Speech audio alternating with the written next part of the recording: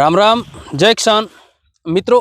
Ethanol factory जो राठीखेड़ा टिब्बी में लग रहा है उसके लिए आपको बताना चाहता हूं कि पहले तो ये चल क्यों रहा है या आंदोलन क्यों शुरू हुआ, इस विषय में आपको बताऊं। ये जमीन तो 2022 में ही एक्वायर हो चुकी थी फैक्ट्री के लिए। बेसिकली ये एक्वायर नहीं हुई थी फैक्ट्री से, या फैक्ट्री वालों ने किसानों से खरीदी थी, और जिन किसानों ने जमीन बेची थी वो ही अब धरना कर रहे हैं। और कब बेची थी? 2021 और 22 के अंदर। और कब परमिशन आ गई थी फैक्ट्री लगाने की? 2022 के अंदर, कांग्रेस शासनकाल के अंदर। एक निवेश था, 450 करोड़ रुपए का निवेश था, और राजस्थान राज्य के हनुमानगढ़ जिले, हनुमानगढ़ के टिब्बी ब्लॉक और टिब्बी ब्लॉक के राठीखेड़ा गांव के अंदर ये निवेश हुआ था। उद्देश्य क्या था कि फैक्ट्री लगाई जाएगी एथनॉल की, नई लिक्विडेट या रिसाइकलिंग, वाटर रिसाइकलिंग पर आधारित होगी। लगभग 13 लाख लीटर एथनॉल बनेगा प्रत्येक दिन, और 12-12 मेगावाट के 2 पावर प्लांट लगेंगे। इससे अगर सीधी सीधी बात करें तो 9,000 लोगों को रोजगार मिलने की संभावना है।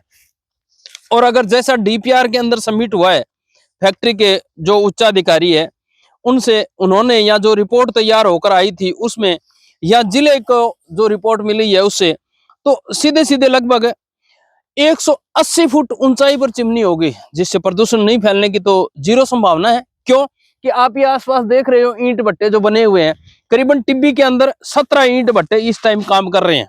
अगर सामने सामने बात करें तो डेफिनेट है कि प्रदूषण की कोई समस्या नहीं होगी।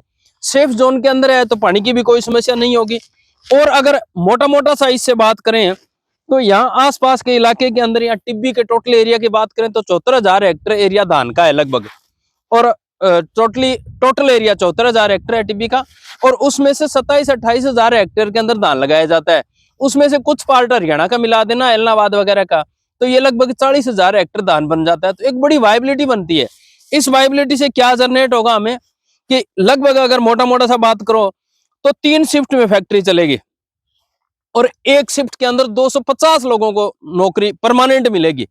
यानी तीनों शिफ्ट में अगर चले तो बड़ा बड़ा सा आंकड़ा देखें तो 750 लोग इस फैक्ट्री के अंदर पेरोल के अंदर होंगे। पेरोल में होंगे तो निश्चित है उनको अच्छी सैलरी भी मिलेगी। और आसपास जो छोटे माइक्रो उद्योग डेवलप होंगे, ट्रांसपोर्ट का होगा, लेबर का होगा, उनसे लगभग 8,000 लोगों को और रोजगार मिलेगा। तो ये इस एथनॉल फैक्ट्री से लगने से होने वाले लाभ है। अब इससे नुकसान की आशंका क्या जताई जा रही है कि प्रदूषण फैलेगा। ये जीरो लिक्विडिटी की फैक्ट्री होगी, नई टेक्नोलॉजी पर होगी। जो फैक्ट्री लगाने आ रही है उसको 98 से लेकर के अब तक एथनॉल फैक्ट्रियों लगाने का बहुत बड़ा अनुभव है, और नई टेक्नोलॉजी के साथ आएगी जिसके अंदर रिसाइकलिंग होता ही नहीं। क्या प्रभाव पड़ेगा कि एग्रो वेस्ट इंडस्ट्री डेवलप, जो वेस्टेज होता है ना ये एग्रीकल्चर का, ये पूरा धान बेल्ट है, सेफ जोन है। ये जो वेस्टेज होता है, वर्तमान में तो आपको गेहूं खड़ी दिखाई दे रही है यहाँ पे, तो ये 70-80 एकड़ का एक प्लांट लगेगा।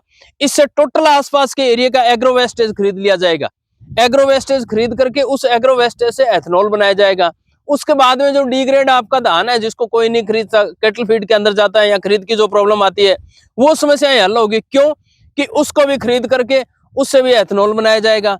तीसरा, इससे जो ट्रांसपोर्टेशन गतिविधियां बढ़ेगी वो इस इलाके को लाभ होगा। पेंचर की दुकान होगी, चाय वालों की दुकान होगी, लेबर की दुकान होगी, अपलोडिंग की दुकान होगी, डाउनलोडिंग की दुकान होगी, मेटेरियल को लेकर आने वाले, लेकर जाने वाले छोटे छोटे सूक्ष्म उद्योग और बढ़ेंगे। अनावश्यक एक भ्रांति फैलाई जा रही है कि प्रदूषण फैलेगा, तो अरे भले आदमियों, जो 17 ईंट भट्टे लगे हुए हैं उनसे प्रदूषण नहीं फैलता, वो ऑक्सीजन छोड़ते हैं क्या?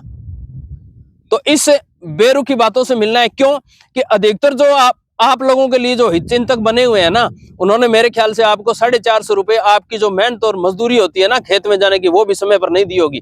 ऐसा लोग इसका विरोध कर रहे हैं, पर्यावरण हितैषी बने हुए हैं। तो ये शुद्ध रूप से दलाल है, इन दलालों से बच के रहना है।